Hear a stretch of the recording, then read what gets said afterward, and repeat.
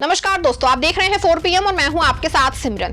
दोस्तों, राहुल गांधी ने वोट चोरी के भयंकर खुलासे के बाद एक और एटम बम फोड़ दिया है। ये एटम बम ऐसा ही है, अपने चुनाव आयुक्त ज्ञानेश कुमार जी का जेल जाना जो है वो तय हो गया है। ऐसे में हैरान परेशान बीजेपी राहुल गांधी को रोकने और उनको अपने मकड़ जाल में फंसाने के लिए नागरिकता वाला नया फंडा ले आई है।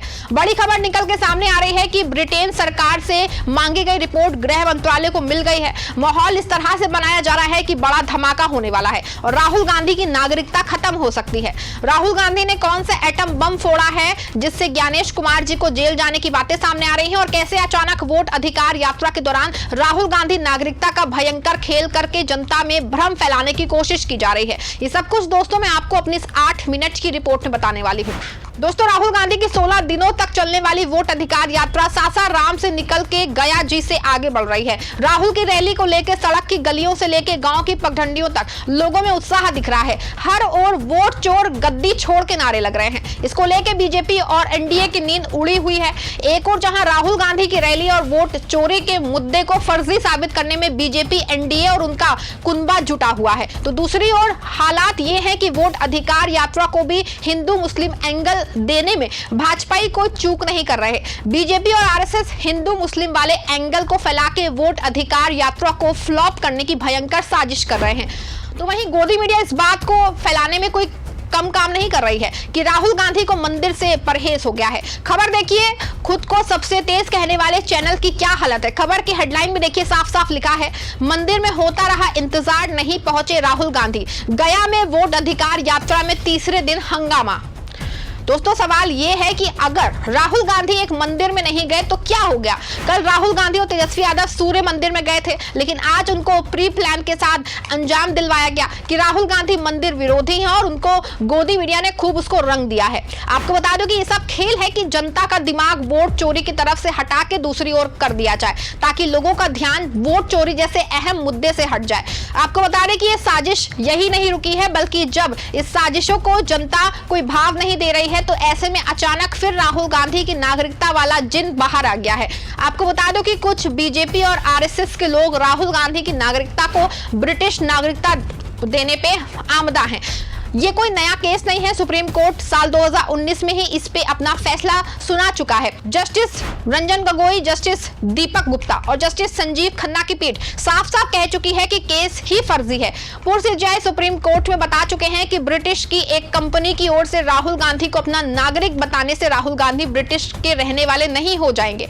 हालांकि बीजेपी और आरएसएस इस मुद्दे को ढोने में लगी हुई है। सुप्रीम कोर्ट के फैसले के बाद अब लखनऊ हाईकोर्ट में यह केस फाइल किया गया है और इस पे सुनवाई का दौर चल रहा है। पिछले 21 अप्रैल को मामले पे सुनवाई हुई थी और इस पे हाईकोर्ट ने गृह मंत्रालय से राहुल की ब्रिटिश नागरिकता के संबंध में 10 दिन के अंदर दस्तावेज देने को कहे थे।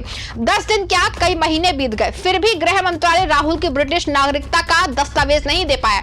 लेकिन जैसे ही राहुल गांधी की बिहार में वोट अधिकार यात्रा शुरू हुई, तुरंत ही गृह मंत्रालय को दस्तावेज मिल गए। और सिर्फ दस्तावेज नहीं मिल गए हैं दोस्तों, बल्कि इन दस्तावेजों को कुछ इस तरह के बयान सामने आए हैं जैसे लगता है कि साबित हो गया है कि राहुल गांधी ब्रिटिश नागरिक हैं। खबर देखिए, दैनिक भास्कर की खबर है। खबर में साफ साफ लिखा है, राहुल गांधी की नागरिकता केस में यूके से आई रिपोर्ट, पासपोर्ट की कॉपी सिटीजन डिटेल भारत सरकार को भेजी। अब लखनऊ हाईकोर्ट में सुनवाई। देखा, आपको बता दूं कि खबर की हेडलाइन से साफ है कि पासपोर्ट कॉपी और सिटीजन डिटेल भारत सरकार की ब्रिटिश सरकार ने उनको भेजा है। ऐसे में बड़ा सवाल है कि पासपोर्ट की कॉपी कैसे राहुल गांधी की आ गई। क्या सच में राहुल गांधी के पास ब्रिटिश की नागरिकता है? लेकिन आपको बता दें, ये याचिकाकर्ता की ओर से दिया गया बयान है, ना कि ये गृह मंत्रालय की ओर से कोई आधिकारिक बयान है। हाँ, इतना जरूर साफ हुआ है कि ये रिपोर्ट जुलाई में ही आ गई थी, लेकिन अब ये कोर्ट में पेश हुई है। ऐसे में सवाल ये है कि अगर रिपोर्ट में जुलाई में ही वो आ गई थी तो अब क्यों पेश हो रही है? क्या ये इस बात की ओर इशारा नहीं करती है कि वोट अधिकार यात्रा के बीच सुनवाई और इस पे कागज आ जाना बड़ा खेल है? हालांकि माना जा रहा है कि अभी हाई कोर्ट 1 हफ्ते में सुनवाई कर सकता है। अभी कोर्ट डेट डिसाइड नहीं हुई है, लेकिन पूरे मामले में एक बात साफ है कि पूरा मामला कहीं ना कहीं वोट अधिकार यात्रा से जुड़ा हुआ है। हालांकि इसके लिए बीजेपी और एनडीए राहुल को रोकने का पहले भी प्रयास कर चुकी है। वोट चोरी के राहुल गांधी के खुलासे के बाद चुनाव आयुक्त ज्ञानेश कुमार जी ने प्रेस कर नेताओं वाली वाली स्क्रिप्ट पढ़ते हुए फिर से हलफनामा मांगा था, लेकिन इस बार राहुल गांधी ने उनके हलफनामों से अलग उनको कड़ी चेतावनी देते हुए अपनी वोट अधिकार यात्रा के दौरान ऐलान किया है कि जब इंडिया गठबंधन की सरकार आएगी तो वोट चोरी करने वाले सीनियर्स अफसर को भी जेल भेजा जाएगा। राहुल गांधी ने क्या कुछ कहा, आप भी जरा एक बार सुन लीजिए। इलेक्शन कमिश्नर बैठे हैं, इन तीनों से मैं कह रहा हूं, आप एक बात समझ लो, मोदी जी की सरकार है वो सब ठीक है। तेजस्वी जी ने कहा आपने बीजेपी की मेंबरशिप ले रखी है, आप बीजेपी के लिए काम कर रहे हो, मगर एक बात समझ लो, एक दिन ऐसा आएगा जब यहां पे बिहार में और दिल्ली में इंडिया गठबंधन की सरकार होगी, फिर हम आप तीनों को देखेंगे, कार्रवाई आपके खिलाफ करेंगे। औरंगाबाद में उन्होंने पलटवार करते हुए कहा कि हम धमकियों से नहीं डरते, चुनाव आयोग पहले अपनी जिम्मेदारी निभाए। राहुल ने 2023 के उस कानून पे भी सवाल उठाए जो चुनाव आयुक्तों को कानूनी कार्रवाई से सुरक्षा देता है। उनका कहना है कि ये कानून बीजेपी ने बनवाया ताकि उनके इशारे पे काम करने वाले अफसर बच सके। राहुल ने कहा कि मोदी और शाह नहीं चाहते कोई चुनाव आयोग के खिलाफ कार्रवाई करे, लेकिन हम जनता के साथ मिलकर इस सच्चाई को सामने लाएंगे।